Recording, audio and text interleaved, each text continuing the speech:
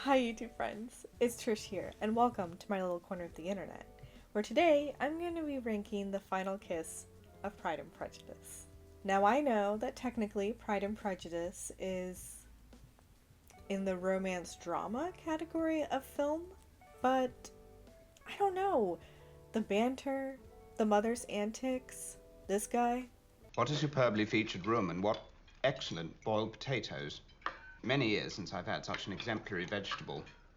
Pride and Prejudice is a rom-com in my book, so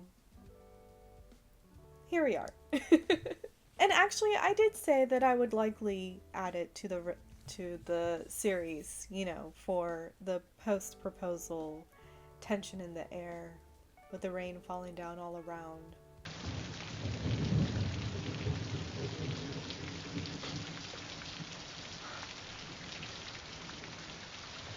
Yeah, that moment alone deserves a spot on the tier ranking list.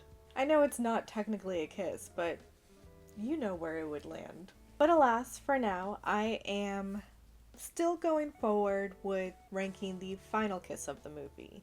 I have been going back and forth because oftentimes the first kiss is the better kiss. That's what I've been finding with the movies that I've been doing so far. But I started this off with doing the final kiss because generally the final kiss is solidifying the relationship. So, kind of become a challenge now to rank the final kiss. And so I think that's what I'm sticking with, at least for now. But anyway, while I am still finding my footing in this series, it has evolved quite a few times and will continue to, it seems, because mainly copyright, but also, you know, just, I don't know, trying to figure it out as I go. I figured while I'm doing that, for this video in particular, I've created new graphics and I have thought through how I want to format the video. I've even written a script. So I figured why not move forward with a comfort movie. I have watched the 2005 Pride and Prejudice, directed by Joe Wright, starring Keira Knightley and Matthew McFadden, countless times. So many rainy afternoons we put it on, my mom and sis and I watching it. So many times I put it on while I poured a glass of wine and made some semblance of a meal. And so many times I put it on just cuz. I can practically recite whole scenes from this movie at this point. So while I'm still finding my footing and trying to figure things out, I figured let's go with a movie I know inside and out. In fact, I have one for sure, possibly two videos already on my channel that has this film front and center. So, you know what? Let's just continue the trend. But anyway, before I get ahead of myself and start rambling in circles, let's start with the general storyline.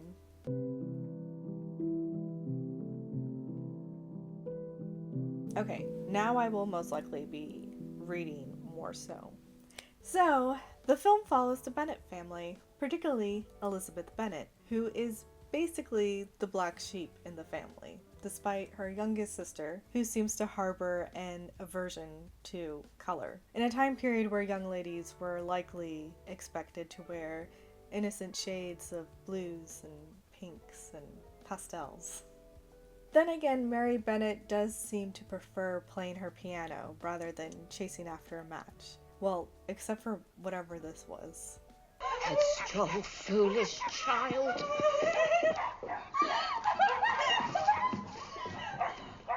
seriously, what was that?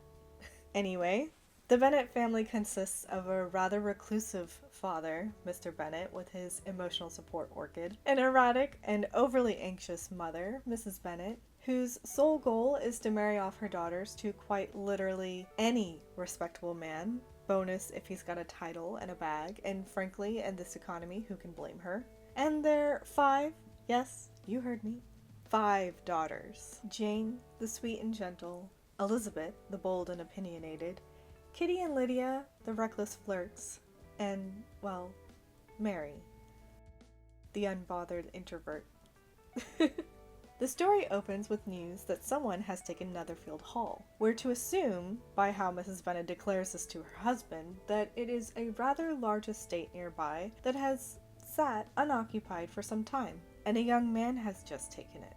A single young man. Well, naturally, Mrs. Bennet is like, good husband, go make your introductions, because we have 5 daughters to marry off, and, odds are he's bound to like one of them.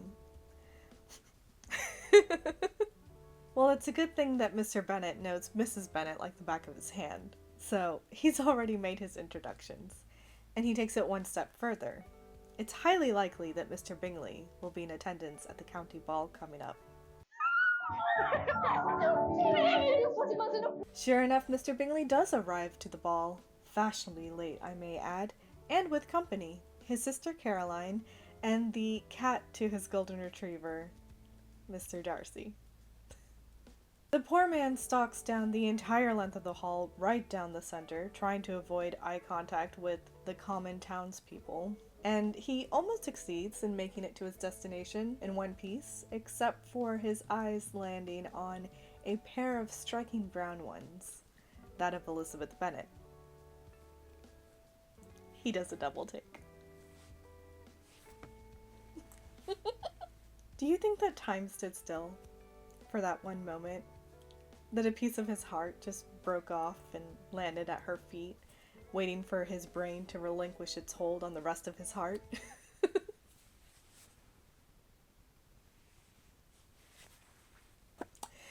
I told you this is my favorite movie. There you have it. Those are our main characters. And the story, in a few words, is the journey of Elizabeth and Mr. Darcy falling in love. The obstacles are the social class divide and their respective views on that and of each other. Also, colorful family members on both sides that have Elizabeth and Darcy on more than one occasion wishing that the earth would open up and swallow them whole. But before I descend into a play-by-play of the entire 2-hour movie that would likely take me 3 hours to do, let me restrain myself. Just know that I do so with great difficulty. This is my favorite movie, and that may be a cliche, but I don't care.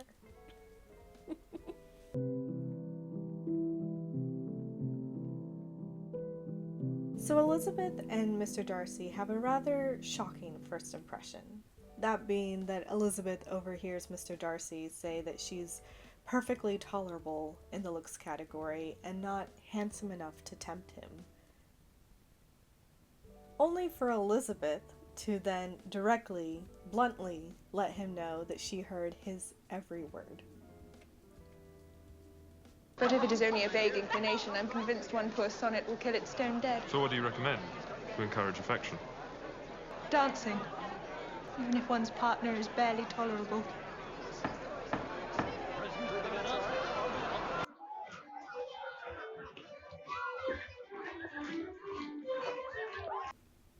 His face, like... Okay. They both likely thought that their paths would never cross again as they run in different social circles. But that was a fool's thought to begin with when Darcy's golden retriever bestie is falling head over heels for Jane at first dance. Jane falls ill after her strategist of a mother sent her to lunch with Caroline Bingley on horseback through heavily falling rain. After reading a letter informing her family she wouldn't be coming home anytime soon since she has a list of awful symptoms, in a time where people died from less, Elizabeth decides to join her at Netherfield Hall. Naturally. Here we arrive at our second moment of Elizabeth stunning the stoic Mr. Darcy with her natural charm. Lizzie arrives with half a foot of muddied hem, which vividly sends me back to the 90s and early 2000s with rain-drenched bell-bottoms. While Darcy was polite and rather excited, for Darcy, with his hurried responses, Lizzie was startled by his changed energy from her first impressions of him at the county ball. But no time to dwell on that, as her beloved of siblings is laying ill upstairs. Frankly, I think the moment was rather awkward for her. It's much easier to be snarky and witty than politely civil. I don't think small talk is particularly a high skill set for her, probably not much higher than her piano skills.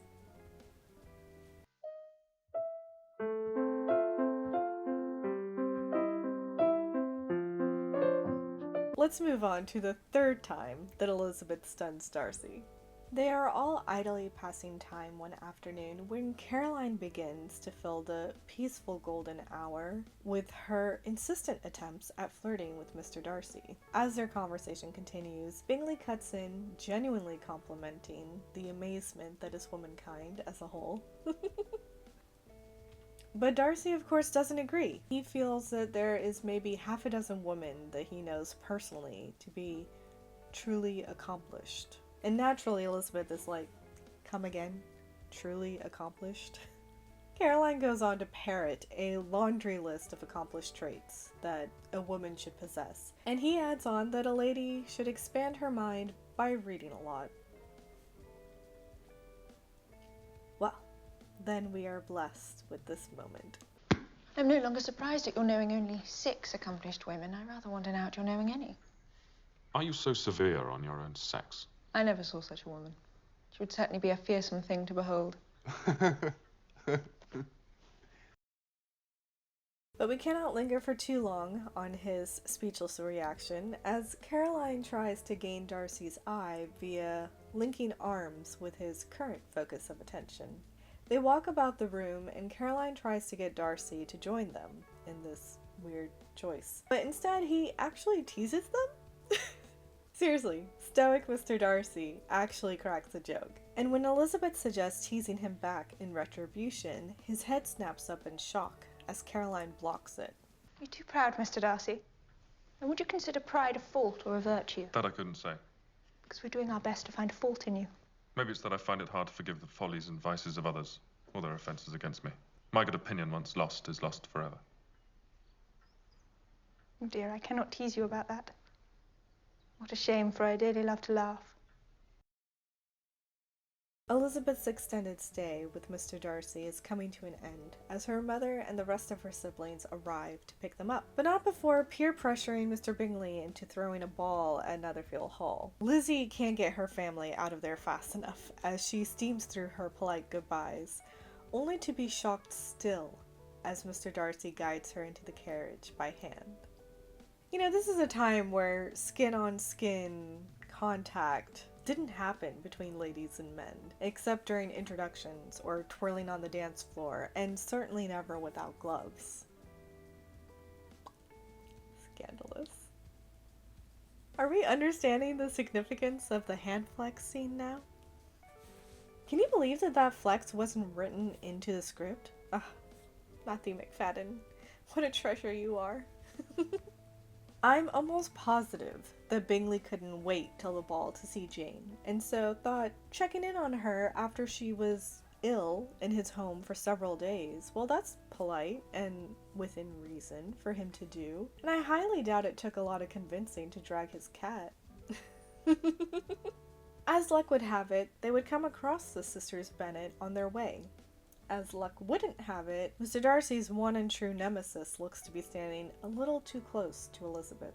I'm sure Mr. Darcy was thinking, what the hell is he doing here with her, and I better leave now before I trample him with my horse. Naturally, Elizabeth does notice Darcy's glare of daggers towards Wickham, and so asks him, what the hell was that about? Well, Wickham does turn this into his advantage, and spins a tale that has enough truth seeped in that it is kind of believable. Oh, you saw that? Yeah. He hates my guts because, well, whose old man liked me better. Actually left me a parish, but, well, Darcy, gave that to someone else, so now I'm poor and it's all his fault.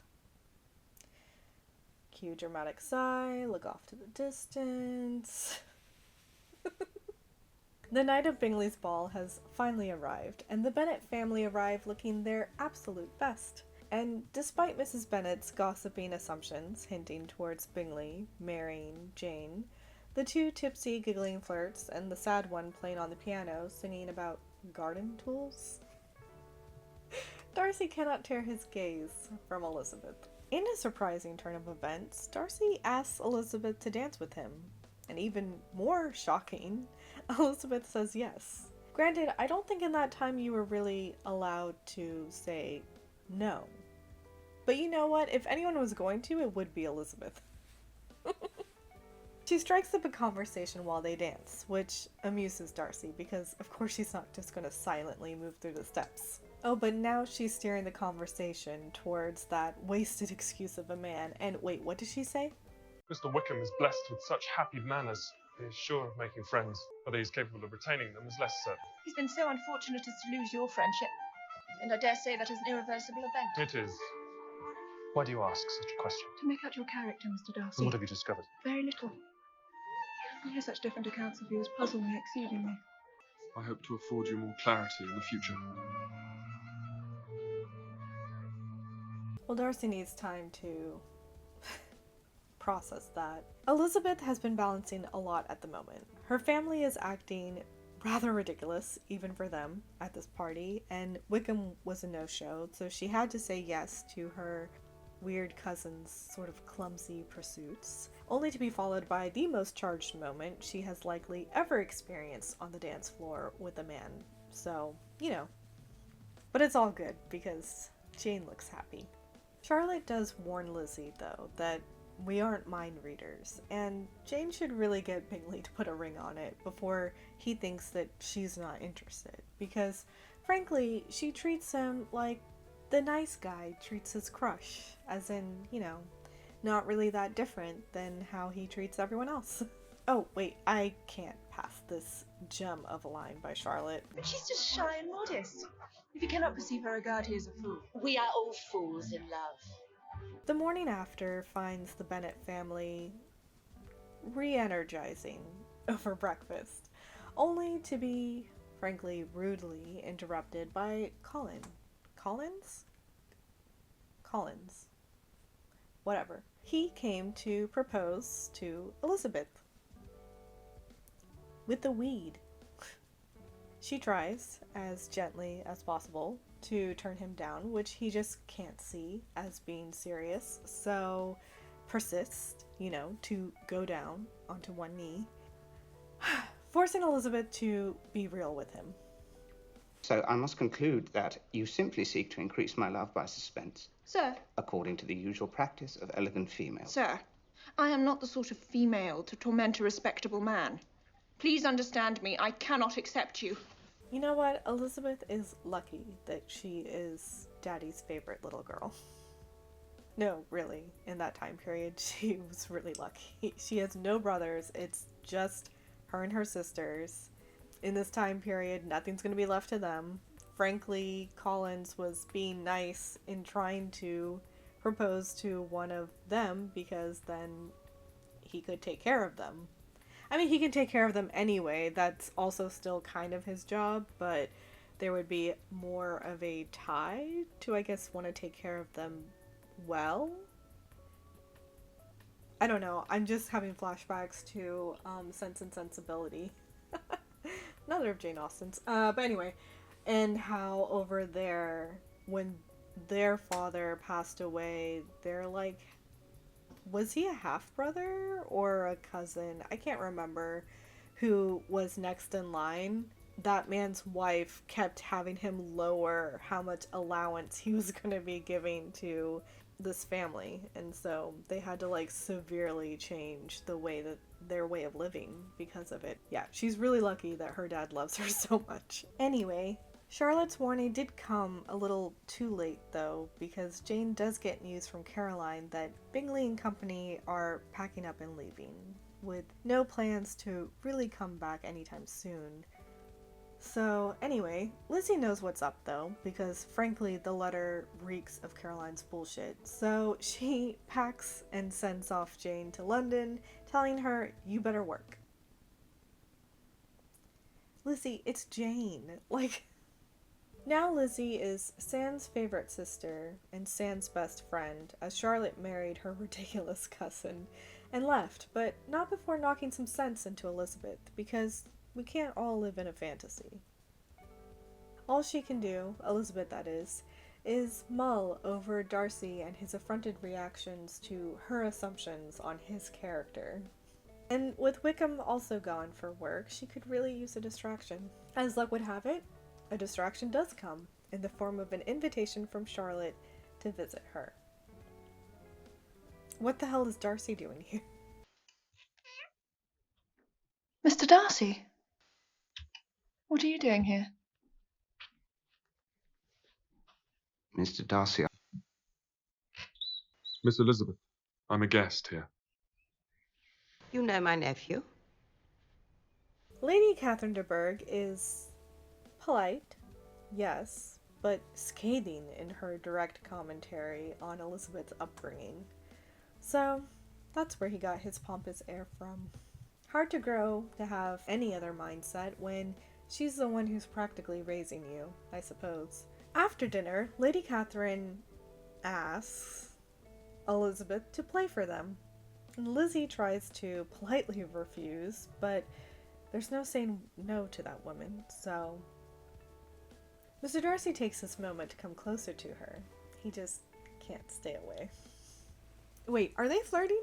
Why does it not feel like they're flirting from their respective perspectives?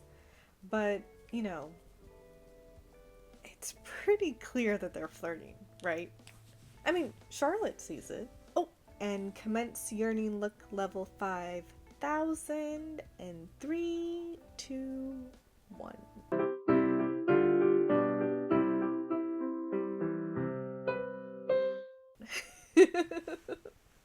Oh my god, and we cannot forget this gem of a scene, because though it may be painfully awkward, it is also so adorably cute. Please do be seated.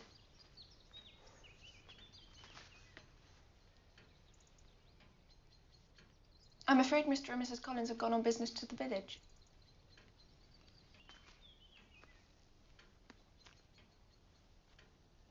This is a charming house. I believe my aunt did a great deal to it when Mr. Collins first arrived. I believe so. She could not have bestowed her kindness on a more grateful subject.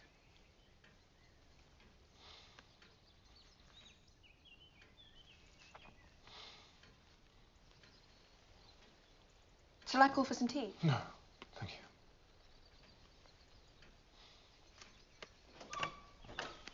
Good day, Miss Elizabeth. It's been a pleasure.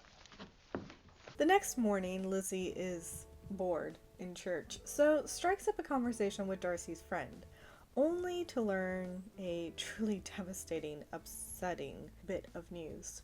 She learns of his involvement that led to the current state of Jane's misery and loneliness. You know, frankly, I would need some air too, and it's raining hard. Perfect. No time to collect her raging thoughts, though. Mr. Darcy has arrived and is proposing? What?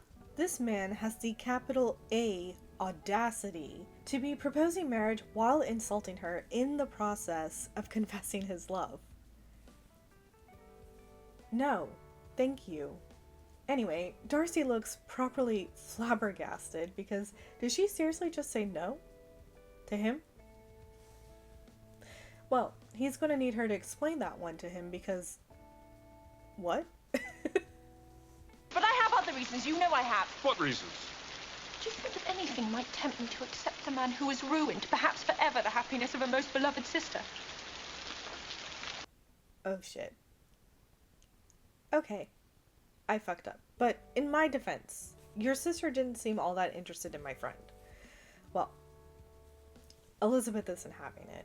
So you are just a dense, self-centered prick, and you can't see that the woman is shy. And not only just shy, it's really just that time period. Jane is the, like, epitome of just a polite, genteel, demure maiden. Like, she just fits the bill to the T. So it's not even just about being shy. She is the nice girl. Anyway, Elizabeth does bring up thinking that her social status does have some bearing, but he cuts her off because no, he doesn't give a fig that she doesn't have money, though it was suggested. Which naturally, you know, Elizabeth is gonna be like, suggested? Which then Darcy has to quickly try to rectify the situation because no, okay, not Jane, but your family, you know, kind of. And Elizabeth is like, it's not coming from Jane, and Bingley didn't care, so like, what's it to you, you know?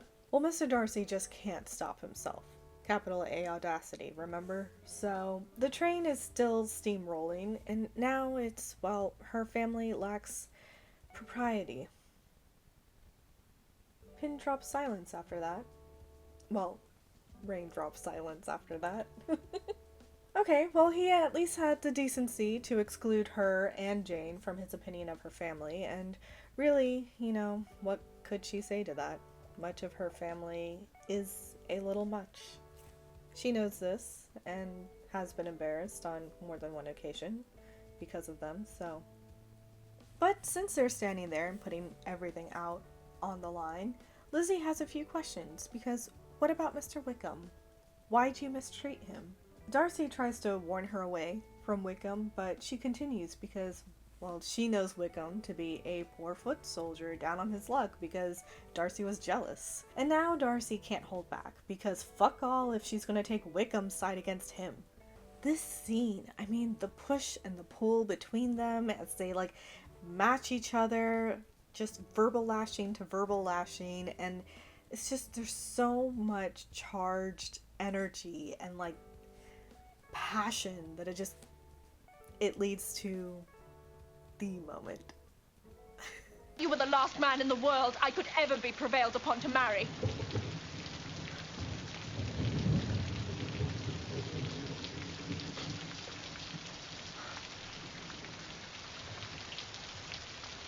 Forgive me, madam, for taking up so much of your time.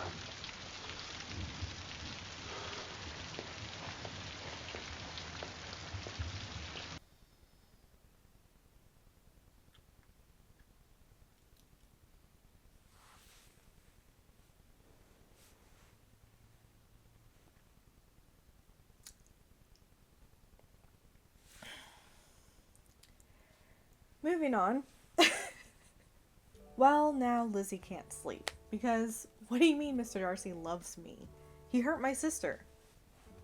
But he did it for his friend. But he was callous and mean and he insulted my family. And he seems to really hate Wickham. It couldn't just be about jealousy, could it? So she's mulling over all of it until she finds herself staring numbly into a mirror at her reflection, barely registering that Mr. Darcy has entered the room and is leaving a letter to clear up a few accusations that, well, she has wrong. So she reads the letter, and, you know, Wickham did what?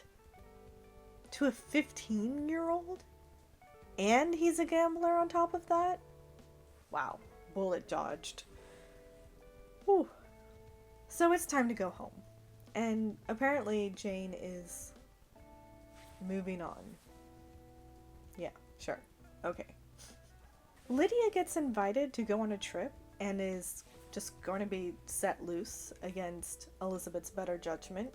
But what can she do? Her father said yes. But you know what? Her aunt is offering to whisk her off into the countryside. And yeah, okay, Lizzie could use a vacation at this point. Then her aunt and uncle decide to have a pit stop at Pemberley. Mr. Darcy's home. Oh, this giggle says it all.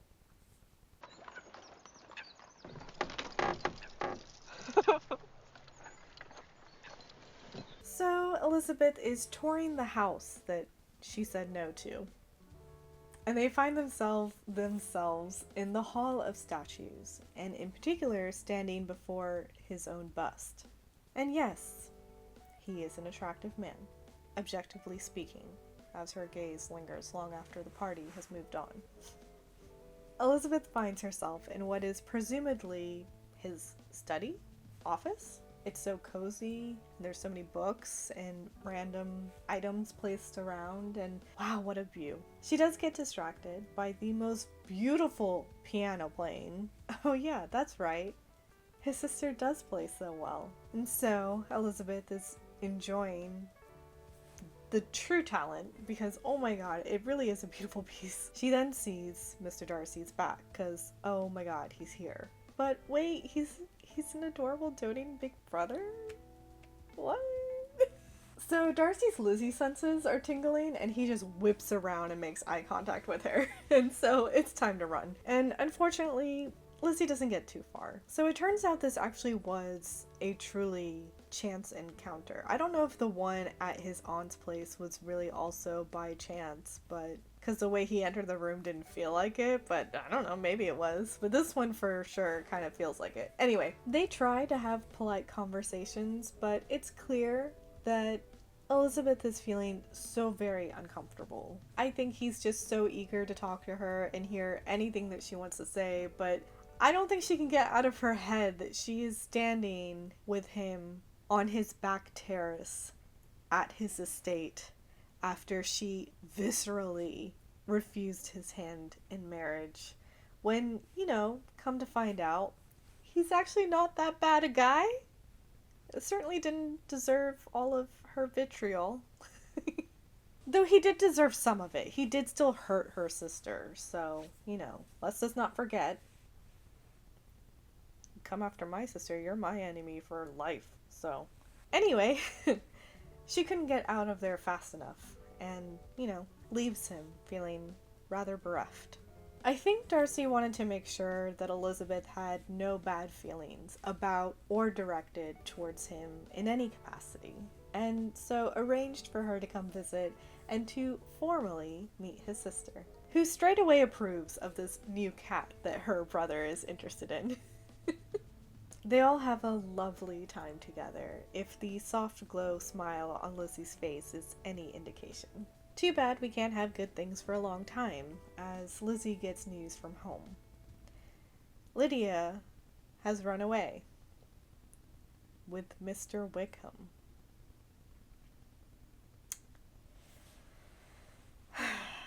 Well, now there's no chance in hell they can be together. Lizzie knows it, he knows it, that's why he leaves. And while Elizabeth probably feels that this is the last time that she will ever see him, he flees out of the room, a man on a mission, because no one brings tears to Lizzie's eyes and gets away with it.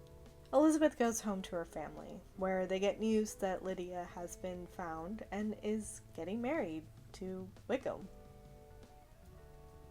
Crisis averted. Lydia comes home to visit with her new husband in tow, whom Elizabeth does her very best to give the coldest of shoulders to, until her frostiness is broken by Lydia letting slip that it was Mr. Darcy that found them and made sure that they got married. He did what now? But Darcy abhors Wickham, as in Wickham could rot in hell for all Darcy cared. But Darcy loves Elizabeth, and regardless of if she would be with Darcy or not, he will not allow a stain on her reputation by association if he can do anything about it, and well, he's Fitzwilliam Darcy, so he can do something about it. Mr. Darcy didn't do this so that she would run into his arms. He actually asked Lydia not to tell anyone that he stepped in. He did this for her and her future happiness, devoid of societal constraints from actions that were not her own. And Darcy takes it one step further, because a good person rights their wrongs. He brings Bingley to Jane. If only Bingley could string 2 words together, or 4 words together. without his nerves blocking, his brain to his mouth, or really the running commentary of Mrs. Bennet. Oh my god, in my notes I wrote Mrs. Weasley. I wrote this, like, half of this really late last night. Okay. Anyway, I have to include the cutest fucking scene to ever exist. We were going to walk in, and she was going to say, sit down now. No. So, I feel...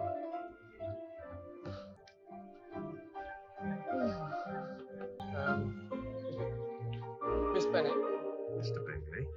Now, things are good. Her family has evaded ruin, thanks to Mr. Darcy, and Jane is blissfully happy.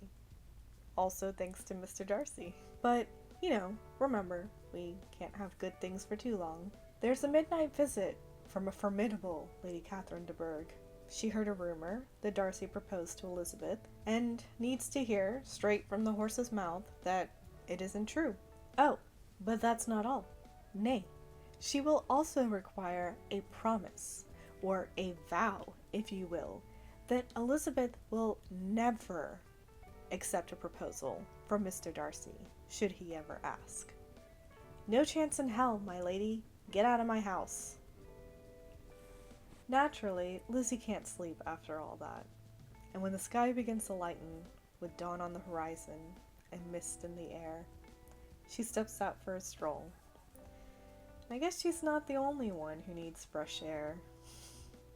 I would put in this scene, but the copyright overlords would smack my wrist so hard unless I altered it, and I just don't have it in me to mess with the perfection that is Mr. Darcy walking towards Elizabeth Bennet in the morning light with the mist all around. I mean, that scene, it's so perfect with the music and the lighting and the framing. It's just so I can't. Mr. Darcy tries to apologize for his aunt's antics, but really, what could he say that would do it justice? So it's lucky for him that Elizabeth is feeling all forms of grateful towards him for saving her family from ruin and opening the path to true love for her most beloved of sisters. He has to let her know that everything he did was for her. I'm so glad he did. He could have very well just walked away, but no. He had to let her know. He's taking courage and hope from her conversation with his aunt last night, and is deciding to put himself out there one more time, because maybe there's a chance? If your feelings are still what they were last April, tell me so at once. My affections and wishes have not changed, but one word from you will silence me forever. If, however, your feelings have changed, I would have to tell you. You have bewitched me, body and soul, and I love, and love, and love you. I never wish to be parted from you from this day on. I am on the floor, not breathing. Like, Keira Knightley made the right choice to take a deep breath before moving forward into the scene, because, frankly, I don't think anyone would be breathing when someone is just standing there before you, declaring their love for you in such a way. Like, I used to wish that they would kiss at this moment. It felt like the moment to have a kiss. But as I've grown older, I love that they don't.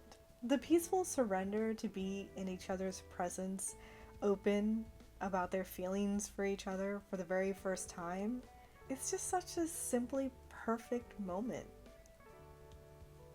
So is his double wink from Darcy.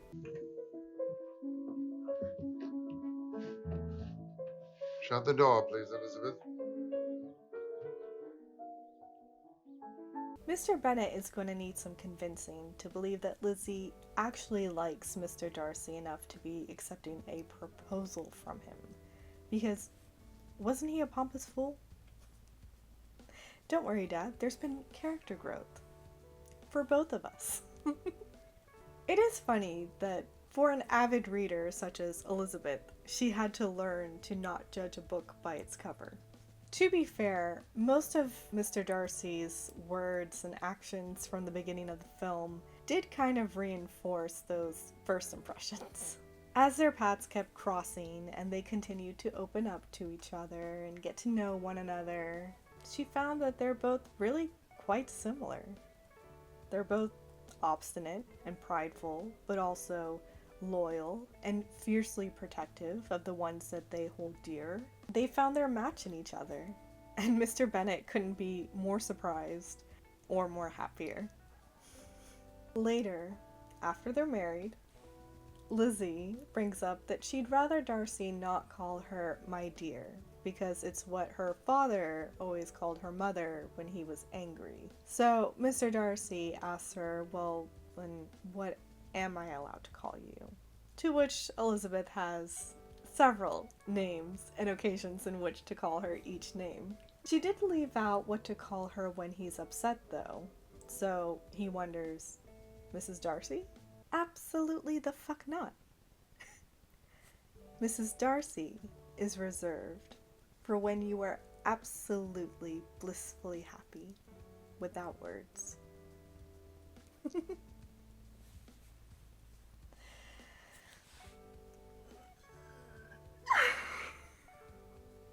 And how are you this evening, Mrs. Darcy?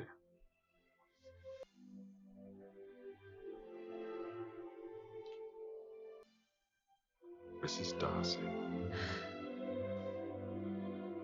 Mrs. Darcy.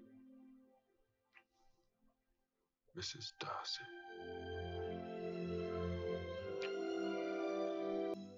Mrs. Darcy.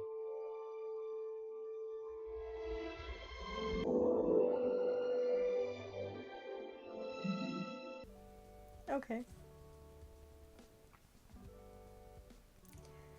Shall we move on?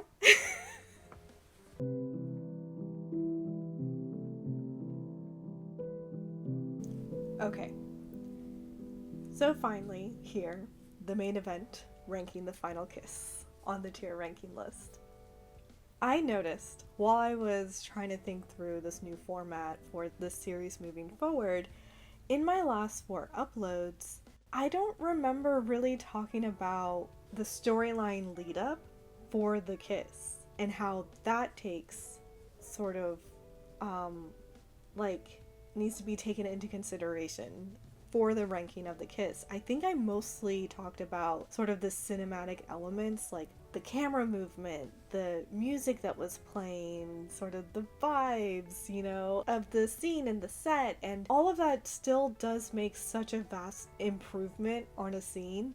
Absolutely, like it's all in the details. But I don't think I really vocalized out loud so much about their characters and like the growth that they went through individually and together, and especially in terms of the relationship to get to that kiss. Anyway, I just found that shocking and am making a mental note to move forward and actually talk about that. I think it's because, you know, the series started off with me reacting to watching the movies, and then it turned into me talking, well, just the last video upload was me talking about the film and then ranking the kiss at the end. So we're sort of continuing with that. So yes, it needs to be taken into account, and I'm sorry, I don't think I was vocalizing that before so much. So anyway, we're gonna do that. Okay, so this kiss. I do think I will start with more cinematic elements, just because my eye catches on that kind of stuff.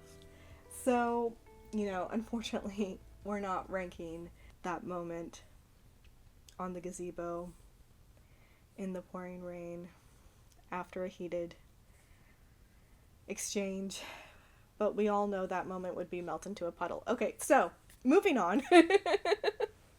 The final kiss in Pride and Prejudice is a straight-on shot of the two of them and does slowly zoom in as the scene is going. As they're like talking about, you know, what terms of endearment he's allowed to call her, and she of course has Not just one, but like a few, and occasions in which you would call her either name. So it's just like, it's such a sweet, like, cute couple moment that you're just like being let into slowly as it's just happening. Just the mere fact that Elizabeth tells Darcy that he is only allowed to call her Mrs. Darcy, which is her title now, when he is blissfully happy. And for Darcy to then take that, oh my god, for Darcy to then take that and just ask her so simply, "And how are you this evening, Mrs. Darcy?" It is like, it is the most simplest bit of writing. But like, Keira Knightley and Matthew McFadden turned this into just the most purest outpouring of love for each other in those few sentences. And for him to just continue on and call her Mrs. Darcy over and over again with the gentlest kisses that he is just showering her face with. It is like, it's such a soft scene, and it is so beautiful. And with the camera just like steadily, slowly zooming in, it feels like a moment that I probably shouldn't be witnessing, because it is such a just pure love moment between these two. I don't even know how to talk about it. Like, it's just like, after everything they had been throughout the entire movie, the preconceived notions they had of each other, and then like learning more about each other through actions that are happening, and the change that both of their characters go through as like they're learning about themselves from interactions with each other. It's just like, to come to this night on the back terrace, you know, sitting on a table in our comfiest of clothes, just together.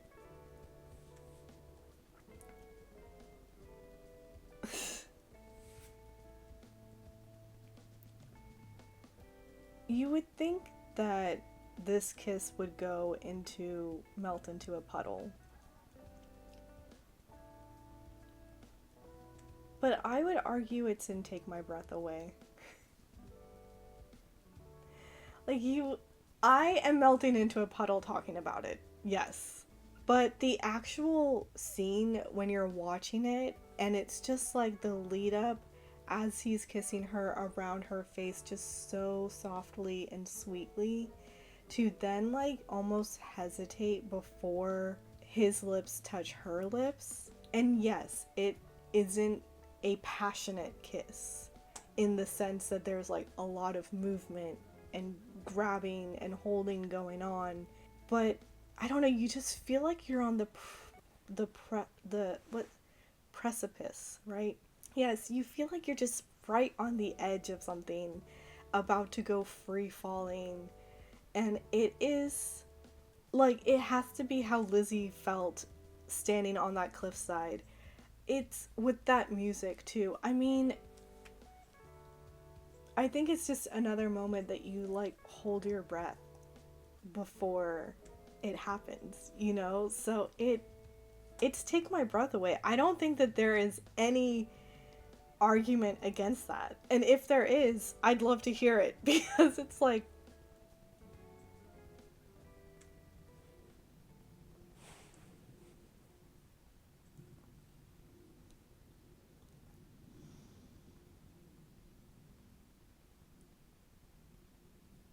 ah.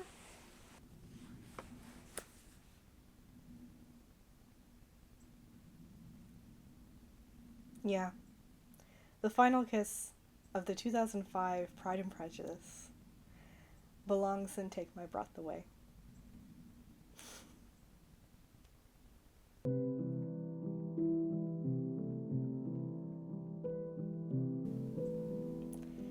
Well, this was certainly an experience.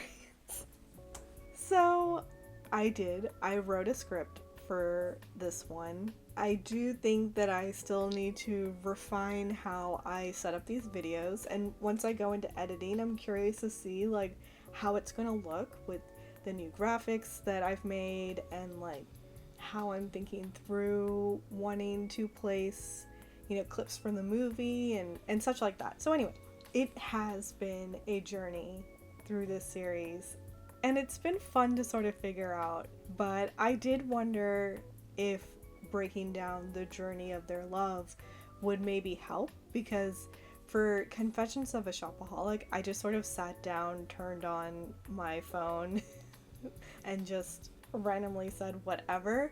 And it's not to say that I didn't still have my moments where I went off script, so to say, and just, said my thing, but I do feel like it helped me to sort of, I don't know, I'm not sure, honestly, but it still took a while to figure out, okay, am I going to sit here and try to memorize the paragraph and say it?